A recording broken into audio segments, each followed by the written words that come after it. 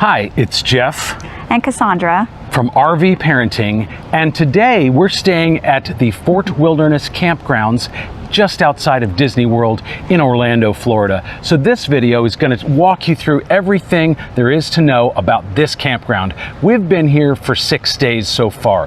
What do you think? I love the campground. It's been a different camping experiences. There's more people, there's a lot more festivity because it's Disney. They have horse-drawn carriage rides. They have golf carts that you can rent out for about $60 a day. But you do want to book those well in advance. Upon our arrival, they were sold out the entire time we were here. But once we traveled a little bit more around, we realized we didn't really need one because we weren't staying on the premises. We were mostly in the amusement park. I was going to say, once we figured out the lay of the land, we realized we really didn't need to be spending $60 a day for a golf cart that was mostly going to be parked at a bus stop while we were enjoying one of the Disney parks. You can't drive a golf cart all the way to one of the parks. You just drive it to one of the bus stops and then you leave it there and it sits all day. A kind of ride sharing system like you see in some major cities with scooters would work far better, and I bet a lot more people would take advantage of it, but what do I know? They were sold out. So one of the things that I love about this campground is that while you're very close to all of the Disney World activity, the different parks, Disney Springs, which is the Orlando equivalent of downtown Disney, and everything else, it feels like you're immersed in nature. And I'm going to show you what I mean here in just a second, but I'm also going to show you our specific campsite. It's beautiful, it's secluded, relatively noise-free, even though there are probably close to 1,000 RV campsites in this campground. So you're very close, but you're very far away all at the same time. Let's show you what I mean.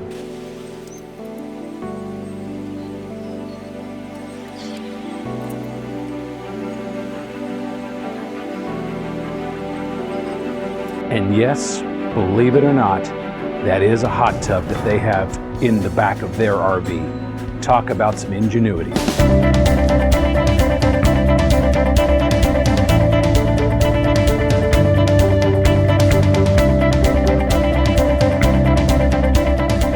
Another added advantage here are the horses and the horse-drawn carriage rides. In fact, this morning I saw a couple with their children going around our campsite loop on a horse-drawn carriage, which is pretty amazing. It made our puppies a little agitated, but we thought it was really cool. It didn't, however, look like it had originally been a pumpkin. Sorry, dad joke.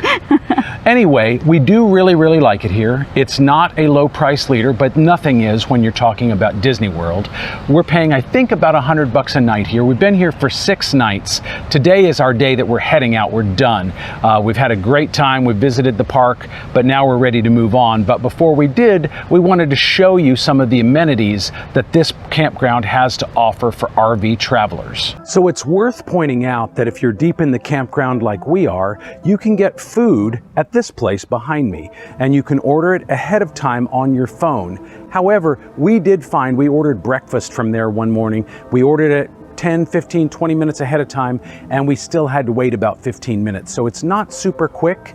Inside the restaurant, it looks like it was originally set up to be a big breakfast buffet. They're not doing that right now here in the middle of 2020, but it can still be a good way to grab a quick bite on your way to a park to avoid the long lines that are likely going to be waiting for you at the park, at the restaurants. Another thing that I enjoyed here was the Disney Springs. However, traveling to and from the Disney Springs from the campgrounds is a bit challenging. We found it was much easier to order a Lyft or an Uber, which are both available here. But even getting that, you had to take a bus to a specific parking lot to receive those services. Kind of costly, kind of a pain in the butt. I believe they did tell us that you could take a bus, but it would take an hour to get to Disney Springs, even though I think it's only about 6 miles away. So not exactly fun, but it wasn't much of a time savings doing the Uber thing either. And it was honestly only about $20 for the 5 of us to travel, and it was pretty quick. We enjoyed it. And Disney Springs is definitely worth it. They have all kinds of dining experiences and shops, and there's even a train ride there, live music, so you get a different vibe than you would on the resorts or even the amusement park. So, If you're deep in the campground like we are, there's no way to get to Hollywood Studios, Epcot, or Animal Kingdom without first taking a bus from a bus stop back here to a second bus stop up front and then getting on a different bus. There's no way to get to those parks directly. You can, however, get to Magic Kingdom directly from deep within the park, either by bus or boat. So I mentioned that if you're wanting to go to the Magic Kingdom, you can get there either by bus or by ferry boat. The ferry boat landing is right behind me, so let's go take a look. That's definitely how we got to the Magic Kingdom all 3 days that we went. So let's go take a look.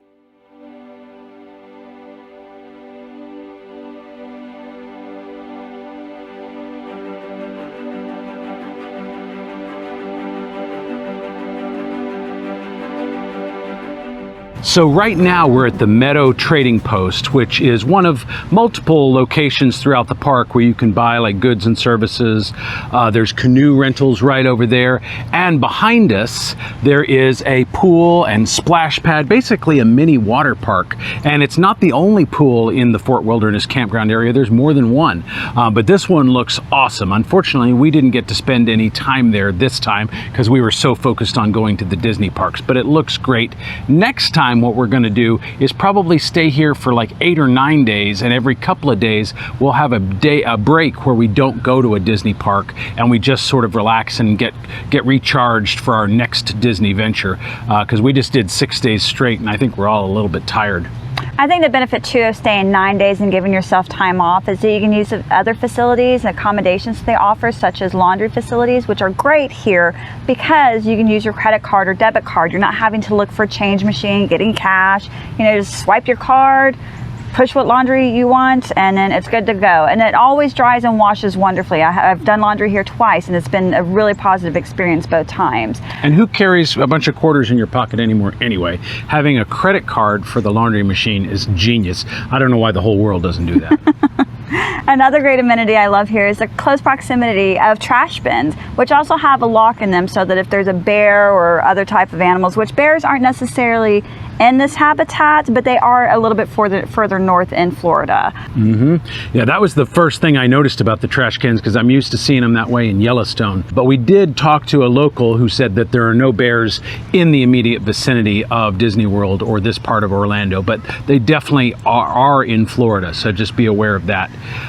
The one thing that I want to say about the campgrounds themselves, of course, they do have full hookups, you know, sewer, water, electric, including 50 amps, just like you'd expect from any premium campsite. They do not, however, have pull-throughs. And while they do accommodate very large RVs, ours is a 34-foot, and we saw some that were bigger than ours, they do easily accommodate large RVs, but there's not a pull-through, so you're going to have to back out at some point. And this campground is huge. There are literally probably 1,000 spots for RVs in this campground, I would guess, because the loops go up to the 2200s, and we were in the 500 loop. So there are a lot of RV spaces, but I haven't seen a single one that was pull through. But the locations, as Jeff was saying, that there are many locations for you to park your RV. We were on the circle called Buffalo Trail, which is in the 500 zone. That was relatively close to the settlement outpost, as well as catching a ferry boat over to Magic Kingdom. However, if you are located in a different area, they do offer bus transportation to the outpost, which gets you to Epcot, let's see, the Animal Kingdom, Hollywood Studios, and Disney Springs, and other resort areas. Or you can use your golf cart, which is something that you can rent for about $60 a day. And my favorite aspect, which brings the Disney magic everywhere you go, is that you are allowed to decorate your golf cart as you see fit. We've seen so many fantastic Halloween decoration ones. I'm looking forward to coming back during Christmas and checking those out. Definitely. You will see playgrounds like this one throughout the park. Throughout the campground, there's multiple playgrounds. Looks like a lot of fun. Unfortunately for us right now in the middle of 2020, they're not open for use, but they are there. Hopefully they'll get back in use soon. But I think for now, we've probably showed you all the important things about Fort Wilderness Campground. So we're gonna head off to our next adventure. Any closing thoughts? No, just come prepared to have a good time. Give yourself enough time to have like 1 or 2 down days where you can just relax, do your laundry, go swimming, rent a canoe, bicycle, walk, or just sleep in. And they do actually rent bicycles too. I don't think we mentioned that. Anyway, we'll see you in the next video.